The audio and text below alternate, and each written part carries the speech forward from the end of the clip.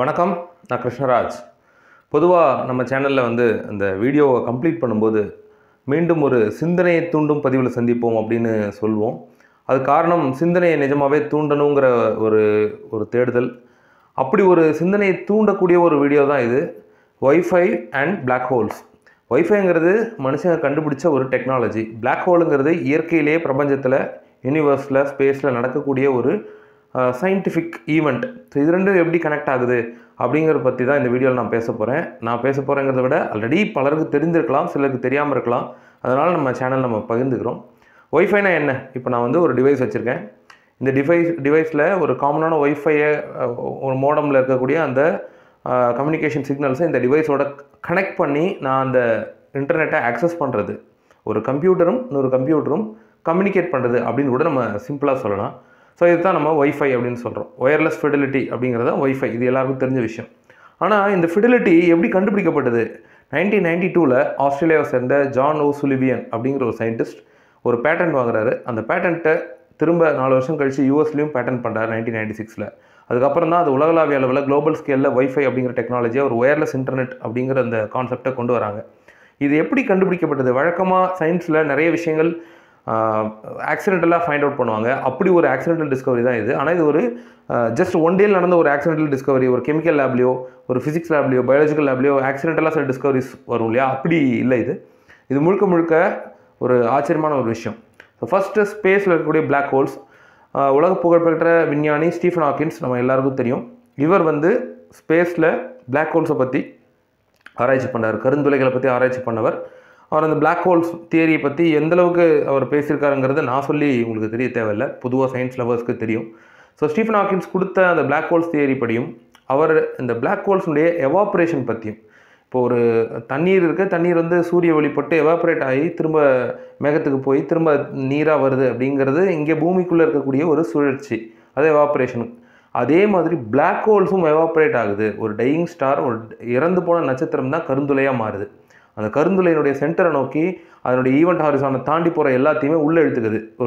ஒரு வேக்யூம் கிளீனருடைய அந்த செக்ஷன் மாதிரி அந்த கோருக்குள்ளே இருக்கக்கூடிய அந்த எம்டி ஸ்பேஸுக்கு அந்த அதனுடைய பவுண்டரியில் வரக்கூடிய எந்த பொருளுமே தப்ப முடியாது, இன்க்ளூடிங் ஒளி, லைட். ஸோ இது நமக்கு பிளாக் ஹோல் பற்றின பேசிக்கான டெஃபினேஷன். இப்படி இருக்கக்கூடிய பிளாக் ஹோல்ஸ் எவாப்ரேட்டும் ஆகும்னு சொன்னால் அவங்களால நம்ப முடியுமா? அப்படி எவாப்ரேட் ஆகும்போது சில ரேடியோ சிக்னல்ஸையும், ரொம்ப வீக்கான ரேடியோ சிக்னல்ஸையும் அது எமிட் பண்ணுது அப்படின்னு சொல்கிறாங்க. ஸோ அதை நோக்கின ஒரு கண்டுபிடிப்பில் தான் டாக்டர் ஜான் சுலிவியன் ஒரு ஆராய்ச்சியில் ஈடுபடுறாரு பல வருஷமாக. ஸோ அதில் அவர் தோல்வி தான் கண்டாருன்னு சொல்லலாம். ஸோ அவர் அந்த black hole evaporation Stephen Hawkins கொடுத்த அந்த இன்ஸ்பிரேஷனை வச்சுட்டு அவர் அதை ப்ரூவ் பண்ணுறதுக்கு, அந்த தியரியை ப்ரூவ் பண்ணுறதுக்கான ஒரு டூல், ஒரு ஏஐ டூல்னு கூட நீங்கள் வச்சுக்கலாம்.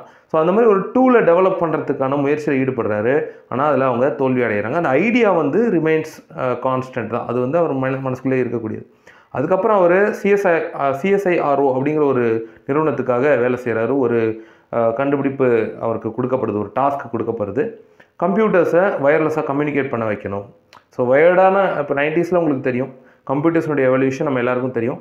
60s ஆரம்பித்து படிப்படியாக இன்றைக்கி ஏஐ தொழில்நுட்பத்தில் நிற்கிறோம். ஏஐ அப்பப்போ மனிதர்களே தாண்டி சிந்திக்கக்கூடிய ஒரு அபாயத்தில் இருக்கும். ஸோ அந்த ஏஜ்லாம் வரதுக்கு முன்னாடி 90s இருந்த கம்ப்யூட்டர்ஸ் நமக்கு தெரியும். ஃபிசிக்கலாகவே கம்ப்யூட்டர்ஸுடைய அளவு எவ்வளோ பெருசாக இருந்தது, அதனுடைய காம்பனன்ட்ஸ்லாம் எப்படி இருந்தது, எல்லாமே நமக்கு தெரியும். ஸோ அந்த காலகட்டத்தில் ஒரு கம்ப்யூட்டர் இன்னொரு கம்ப்யூட்டரோட வயர்லெஸ்ஸாக கம்யூனிகேட் பண்ணுறது, எஸ்பெஷலி ஒரு ஷார்ட் டிஸ்டன்ஸில். இப்போ இன்டர்நெட்டுங்கிறது முன்னாடியே கண்டுபிடிக்கப்பட்டிருந்தாலும் அப்போது அது ஒயர்லெஸ் கம்யூனிகேஷன் தானே நீங்கள் கேட்டிங்கன்னா, அது இப்போ ஒரு கடலுக்கு அடியில் கேபிள்ஸ் பதிச்சும் சேட்டிலைட்ஸ் மூலமாகவும் கம்யூனிகேட் பண்ணாங்க, நான் இல்லைன்னு சொல்லலாம். ஆனால் ஒரு ஷார்ட் டிஸ்டன்ஸில் கிட்டத்தட்ட ஒரு பல டிவைசஸை ஒன்றா கம்யூனிகேட் பண்ணக்கூடிய ஒரு டாஸ்கில் இவர் ஈடுபடும்போது, இவர் ஏற்கனவே செய்த ஒரு இயற்பியல் ஆராய்ச்சி, ஃபிசிக்ஸில் பிளாக் ஹோல் பற்றின அந்த ஆராய்ச்சி, பிளாக் ஹோல்ஸ் எவாப்ரேட் ஆகும்போது அதனுடைய ரேடியோ சிக்னல்ஸை பொதுவாக இப்போ நம்ம பழைய காலத்து இப்போ இருக்கிற 2K கிட்ஸ்க்கெலாம் தெரிய வாய்ப்பில்லை. ஒரு 90s அதுக்கும் முன்னாடி பிறந்தவங்களுக்கு தெரியும். பழைய பிளாக் அண்ட் ஒயிட் டிவியில் நம்ம பார்த்துருப்போம். டிவி ஆன் பண்ண உடனே சிக்னல் வரதுக்கு முன்னாடி ஒரு மாதிரி பொறியாக வரும். ஸோ அது it's nothing but radio waves. So இது வந்து பிரபஞ்சம் எங்கும் யூனிவர்ஸ் ஃபுல்லாக பரவி இருக்கக்கூடிய இந்த சாலிடர் டிவி, பழைய டிவி நான் சொல்கிறது. ஸோ இப்போ இந்த டிஜிட்டலைஸ்டு வெர்ஷன் ஆஃப் டிவிஸை பற்றி நான் பேசல. ஸோ அங்கே அந்த பழைய டிவியில் நம்ம பார்த்துருப்போம், புள்ளியாக வரும். ஸோ அதை வந்து நம்ம ரேடியோ வேவ்ஸ்னு சொல்லலாம். இந்த ரேடியோ வேவ்ஸை தாண்டி அந்த பிளாக் ஹோல்ஸ்லேருந்து எவாபரேட் ஆகக்கூடிய அந்த சிக்னல்ஸை இவங்களால் கண்டுபிடிக்க முடியல. அதே மாதிரி ஒரு வைஃபை அப்படிங்கிறது ஒரு ஒரு ஒரு தொகுப்பு, பல விஷயங்கள் அடங்கின ஒரு தொகுப்பு, ஒரு ஹாட்ஸ்பாட்டுன்னு நம்ம வச்சுக்கலாம் தமிழில், இங்கிலீஷில். ஸோ அந்த ஹாட்ஸ்பாட்லேருந்து நான் என்னுடைய டிவைஸை கனெக்ட் பண்ணிக்கணும் அப்படின்போது அந்த பர்டிகுலர் சிக்னலை மட்டும் இப்போ ஒரே இடத்துல 2-3 வைஃபை இருக்குது.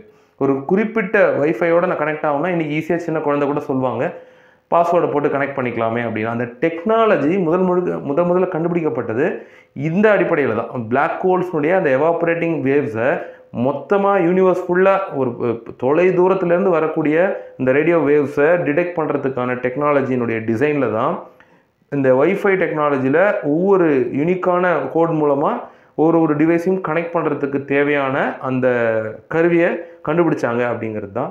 இது எனக்கு ஒரு புது விஷயமா பட்டது. முதல்ல சொன்ன மாதிரி 96லேயே வந்து பேட்டன்ட் ஆகிடுச்சு. ஆனால் அந்த வைஃபை அப்படிங்கிறது முழுக்க இன்ஃபர்மேஷன் டெக்னாலஜி, பிளாக் ஹோலுங்கிறது ஃபிசிக்ஸ். ஸோ இது ரெண்டும் இணையக்கூடிய ஒரு விஷயமா இருக்கிறதுனால நான் இதை இங்கே பகிர்ந்துக்கிட்டேன்.